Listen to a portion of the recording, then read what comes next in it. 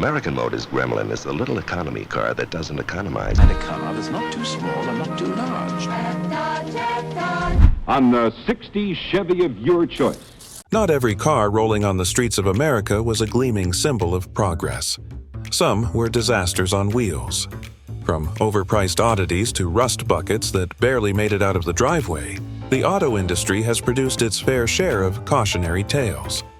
These weren't just flops, they became jokes, lawsuits, and late-night comedy material. So, join us today as we explore 25 old car models that failed miserably. Edsel, the car that is already making automotive history for Ford Motor Company. A new and different car in every respect. The Edsel was Ford's grand gamble that turned into one of the most infamous blunders in automotive history. Marketed as a futuristic step forward, it entered showrooms surrounded by enormous publicity and sky-high expectations. What buyers found, however, it was un cartoir with bizarre styling, including the much-mocked toilet seat grille, along with quality control issues and pricing that overlapped with Ford's own Mercury line.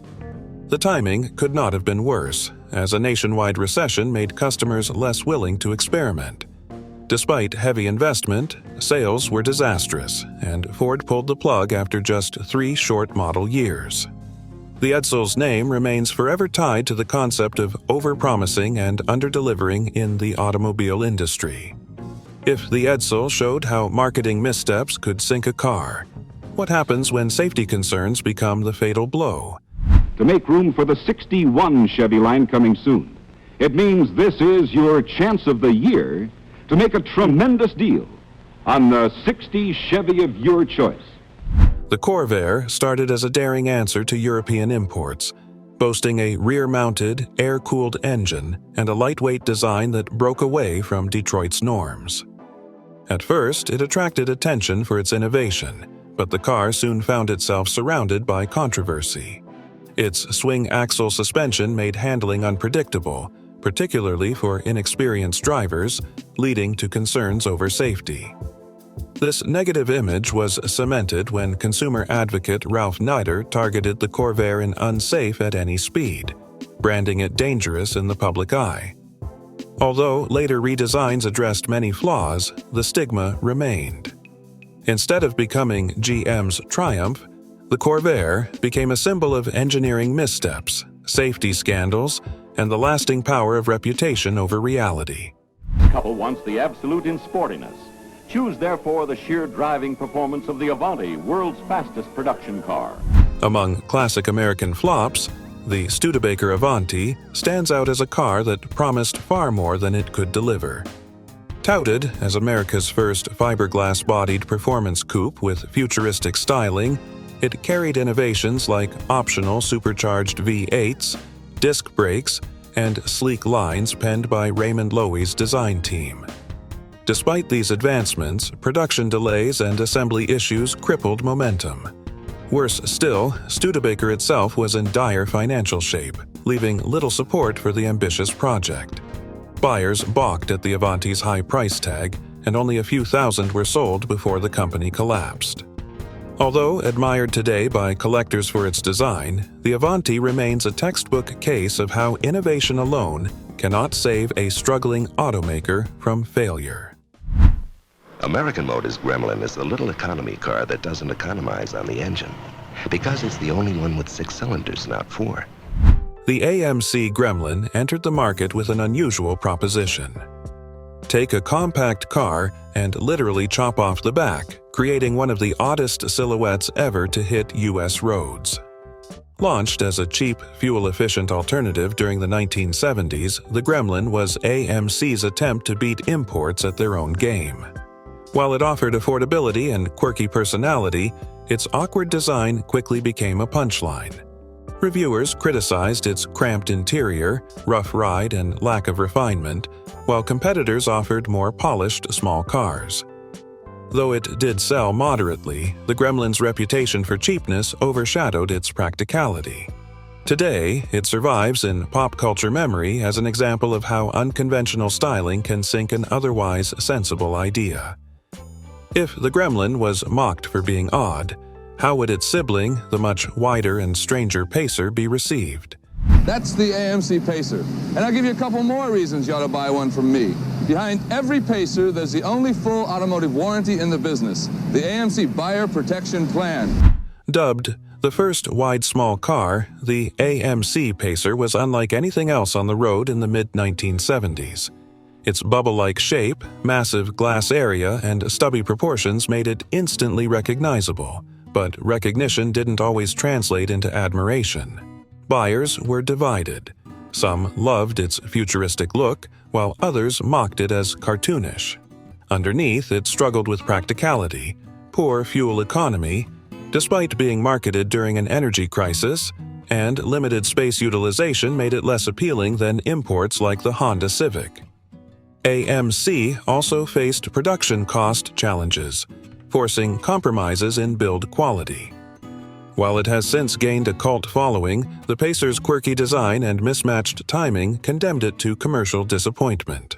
America, this Vega wagon is priced lower than any other competitive wagon made in America. With white walls? This Vega wagon costs less than any competitive American-made wagon. Hailed as General Motors' bold step into the compact car market, the Chevrolet Vega entered the scene with high hopes. It featured an innovative aluminum engine block and sharp styling, making it appear advanced for its price segment. Unfortunately, real-world performance told a different story. The Vega was plagued by engine reliability issues, including oil consumption and overheating, while thin body panels led to rampant rust problems within just a few years. These quality failures resulted in massive warranty costs for GM and a rapid collapse in consumer confidence. Though it initially sold well, word of mouth destroyed its reputation, and the Vega is now remembered less as a breakthrough and more as a symbol of GM's declining standards in the 1970s. 76 hill climb tests, a Ford Pinto Pony beat a Toyota Corolla and a Datsun B210. That same kind of excellent performance is built into the 77 Ford Pinto. Few cars in history have been as synonymous with scandal as the Ford Pinto. Designed to be an inexpensive, compact answer to rising demand for small cars, it was popular at first for its affordability. Yet, beneath its practicality lurked a deadly flaw. The fuel tank was positioned dangerously close to the rear bumper, making it prone to rupture in rear-end collisions. The resulting fires caused injuries and fatalities, sparking lawsuits and public outrage. Adding fuel to the fire, reports surfaced that Ford had calculated it was cheaper to settle lawsuits than fix the design. This revelation made the Pinto a case study in corporate negligence. While it remained on sale for nearly a decade, its reputation never recovered, and it remains one of the most infamous failures in automotive history. After Ford's scandal, could a Canadian-built safety sports car like the Bricklin SV1 offer a better outcome? DeLorean. Gull-wing doors rise effortlessly, beckoning you inside. The sleek, stainless steel DeLorean. When the Bricklin SV1 was unveiled, it promised to combine sports car thrills with cutting-edge safety, a bold claim that caught plenty of attention. Built with a fiberglass body, integrated roll cage, and eye-catching gull-wing doors, the SV1 looked futuristic compared to Detroit's offerings. Unfortunately, the dream unraveled quickly. The car was plagued by underpowered engines, heavy weight, electrical gremlins, and unreliable hydraulic door mechanisms. Its high price tag made it difficult to compete with established brands, and production delays drained resources. Funded partly by the Canadian government, the project collapsed into financial disaster by 1976. Today, the Bricklin survives as a fascinating curiosity, but its short, troubled life cemented its place as one of the most spectacular automotive failures of the era. That's not too small and not too large. Where can you find a car that brings some style to your garage? Chrysler introduced the Dodge Aspen as a modern compact sedan meant to replace aging models, touting it as stylish, efficient, and family-friendly. At launch, sales looked promising, and the car even earned Motor Trend's Car of the Year award. But the praise evaporated quickly as buyers discovered severe quality issues. From chronic rust problems and poor paint durability to stalling engines and faulty transmissions, the car was riddled with defects. Recalls piled up, damaging Chrysler's reputation at a critical time. By 1980, it was quietly discontinued, its early hype buried under consumer frustration. The Aspen illustrates how initial acclaim can collapse into infamy when reliability fails to meet expectations. We think you'll agree Mustang 2 gives you more. Jewel-like styling and detailing, a thrifty 4-cylinder engine, front disc brakes, rack and pinion steering. The second-generation Ford Mustang, marketed as Mustang 2, arrived at a time when muscle cars were dying under the weight of fuel shortages, new regulations, and changing consumer priorities. Smaller, lighter, and more economical, it seemed sensible for 1974, but to enthusiasts, it felt like a betrayal of the Mustang's original spirit.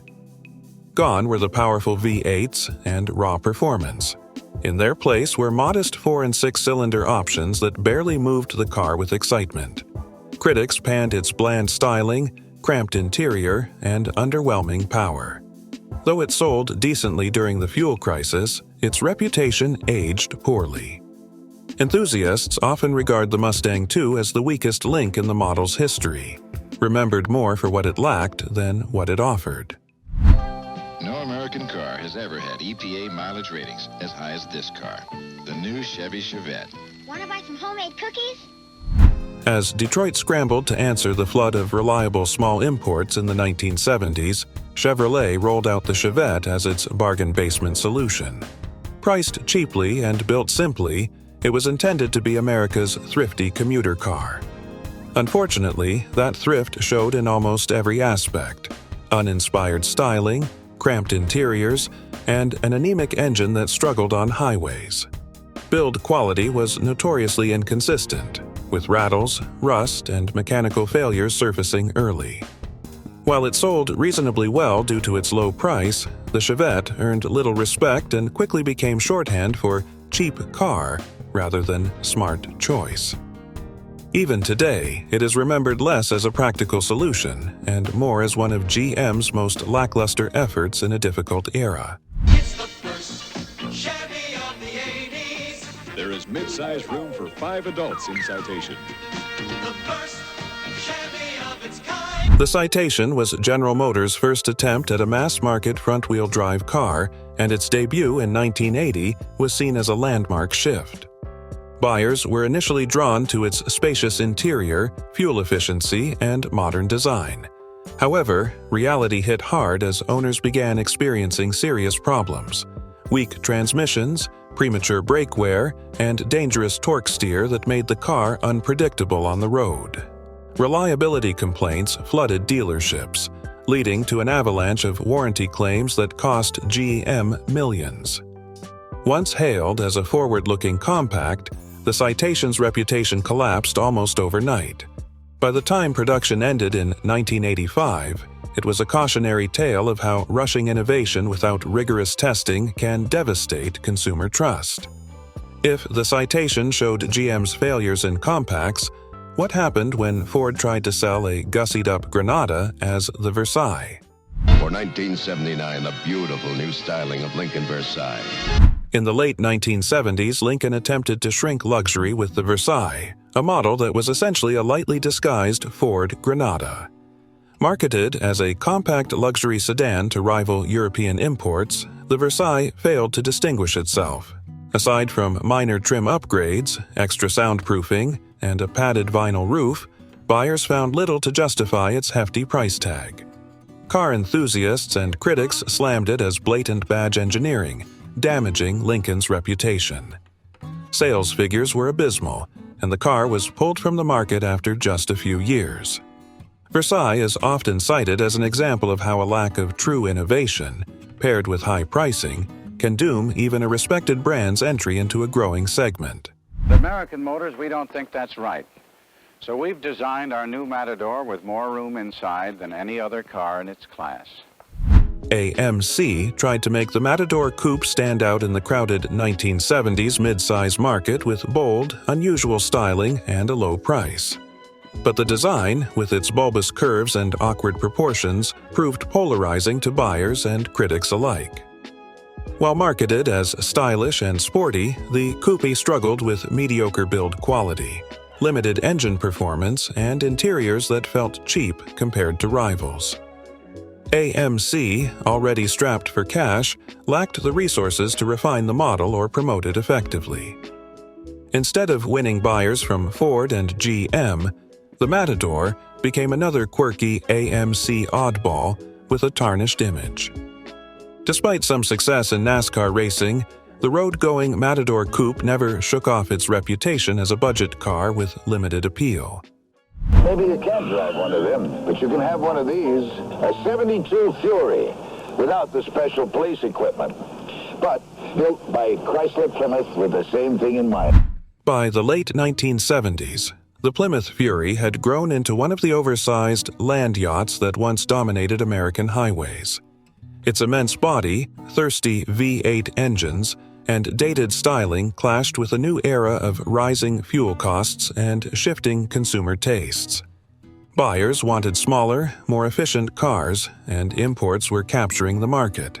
Instead of elegance, the Fury came across as bulky and outdated. Sales quickly slid, and Chrysler gradually downsized or replaced the model. What had once been a respected nameplate in law enforcement and family garages faded into irrelevance. The Fury's decline reflects how Detroit's obsession with size left it unprepared for a market that demanded efficiency, practicality, and modern design. Triumph TR7 with 5-speed transmission or optional automatic, wide steel-belted radials, front disc brakes, front-end spoiler, rack and pinion steering. Billed as the sports car that would change everything, the Triumph TR7 ended up highlighting the pitfalls of poor quality control and uninspired design. Produced by British Leyland, it was meant to revive Triumph's reputation in the U.S. with sharp wedge-shaped styling and affordability. Instead, it quickly became notorious for mechanical breakdowns, electrical gremlins, and shoddy build quality. Its underpowered 4-cylinder engine disappointed sports car enthusiasts, while styling polarized buyers. Although production ran into the early 1980s, U.S. consumers were unimpressed, especially when Japanese rivals offered far better reliability and performance.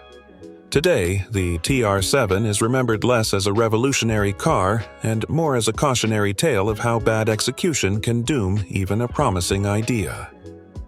If the TR7 stumbled with its build quality, could AMC's partnership with Renault offer Americans anything better? 8 cars of Europe priced out of reach.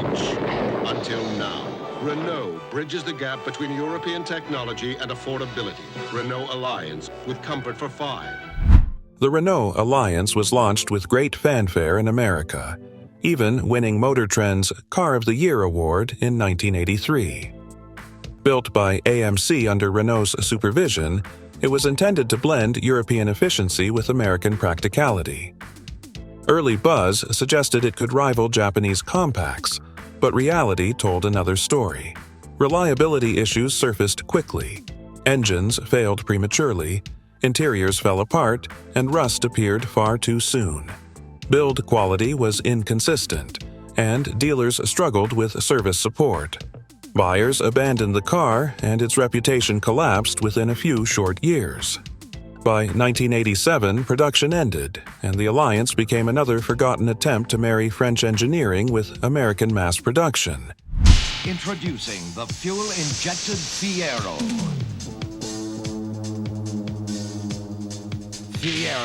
An experiment that simply did not work. When Pontiac introduced the Fiero, it was hailed as groundbreaking. The first mass-produced American mid-engine sports car. Its sleek looks and affordability made it an instant sensation, drawing in buyers who wanted exotic styling without the exotic price. But enthusiasm soured when reports of engine fires, overheating, and durability problems spread. The Fiero's early 4-cylinder engines lacked performance, and while later V6 models improved speed, The damage to its reputation was done. GM's cost-cutting measures meant corners were cut in design and quality, and sales dropped off rapidly. By 1988, the car was discontinued, leaving behind a legacy as a promising concept ruined by poor execution. Today, it's a reminder of how excitement can quickly turn into disappointment. The sleek, stainless steel DeLorean. Beautifully crafted for long life. Few cars captured the imagination like the DeLorean DMC-12, with its stainless steel body and iconic gull-wing doors. It looked futuristic and earned instant fame, especially after appearing in pop culture. Yet behind the style was a troubled reality. The car was underpowered, with performance that fell far short of its exotic image. Build quality was inconsistent, thanks to rushed production in Northern Ireland. Financial woes plagued John DeLorean's company, and legal troubles further damaged its survival. Production lasted only a couple of years before the company collapsed. Although the DMC-12 lives on as a cult icon, especially in movie history, it was a commercial disaster during its time, proof that image alone cannot sustain an automaker. 1984 Cimarron by Cadillac. Smaller size, sporty handling, with responsive 2-liter engine, onboard computer. The Cadillac Cimarron is often cited as one of the worst examples of badge engineering in American automotive history. Introduced as Cadillac's entry-level luxury compact, it was little more than a rebadged Chevrolet Cavalier dressed with a few upscale touches.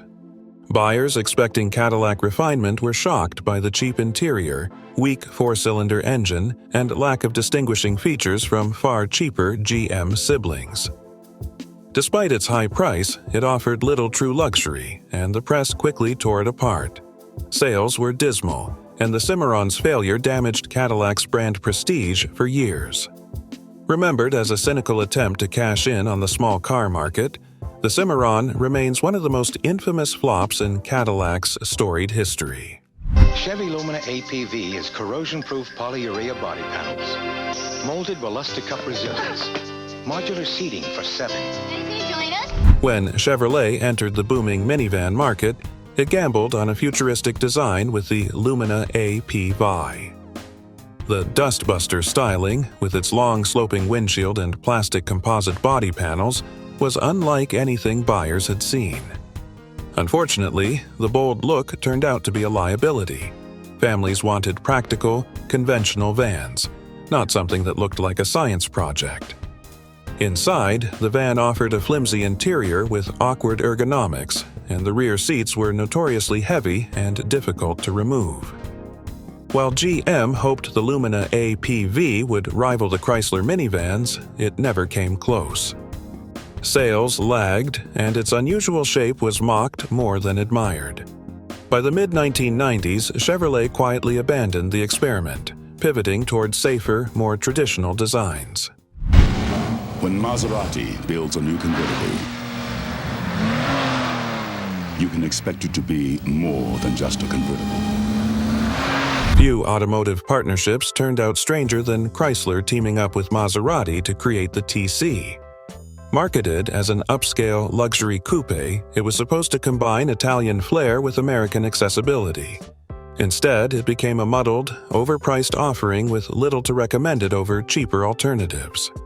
Its styling looked too much like a Chrysler LeBaron, which cost thousands less, while the interior failed to live up to Maserati's prestige. Performance was underwhelming, despite a turbocharged engine option, and buyers weren't fooled by the badge. With its high price tag, limited appeal, and lack of clear identity, the TC flopped badly. Production ended after only a short run, leaving it remembered as an expensive misstep in Chrysler's history. If the TC flopped for being too expensive, what about the Yugo GV, which failed for being far too cheap? To buy a brand new car for $39.90 in the Tri-Cities. Graph Yugo. The all-new and exciting Yugo, just $83 a month. Graph Yugo Bay City. Perhaps no car better symbolizes failure in the U.S. market than the Yugo GV. Imported from Yugoslavia as the cheapest new car Americans could buy, it promised affordability but delivered endless frustration. Build quality was abysmal. Trim pieces fell off, engines failed prematurely, and rust developed almost immediately. Reliability was so poor that the Yugo quickly became the butt of countless jokes and late-night comedy routines. Safety ratings were dismal, and parts availability was inconsistent. While its rock-bottom price drew curious buyers at first, word spread fast about its deficiencies, and sales collapsed. By the early 1990s, the Yugo was gone from U.S. showrooms, cementing its place in history as one of the most infamous automotive flops ever sold. Announces a new economic policy on Capri. Starting now, when you buy a new 1981 Capri, you can get a special option group, sticker priced at $594 at no extra cost. Reviving a nameplate doesn't always guarantee success, and the Mercury Capri proved that lesson multiple times. Originally imported from Ford's European division, the Capri enjoyed modest popularity in the early 1970s but stumbled badly in later U.S. revivals. The late 1970s through 1980s versions never established a clear identity, sometimes positioned as a sporty compact, other times as a rebadged Mustang or imported oddity. Buyers were confused about what the Capri was supposed to be, and its performance rarely matched its sleek marketing. Quality control varied, and its lack of distinctiveness made it fade quickly in a crowded market. Without a loyal following or competitive edge, the Capri's U.S. presence fizzled out, leaving little more than a footnote in Mercury's history. Retro. Part modern. We gotta be nuts. And at the Chrysler Corporation, it grew into an idea for a car so outrageous, we just had to build it. Some cars turn heads but fail to turn profits, and the Plymouth Prowler was one of them. Launched in the late 1990s as a retro-styled hot rod straight from the factory, it drew plenty of attention for its outlandish looks and open-wheel front design. Yet, beneath the flashy exterior, the Prowler disappointed. It came with a V6 engine instead of the powerful V8 enthusiasts expected, limiting performance. Its high price tag, cramped interior, and lack of practicality meant it appealed only to a niche audience. While it served as a bold, styling exercise, sales were tiny, and Plymouth collapsed soon after. The Prowler remains a quirky collectible today but is remembered as a commercial misfire rather than a genuine success.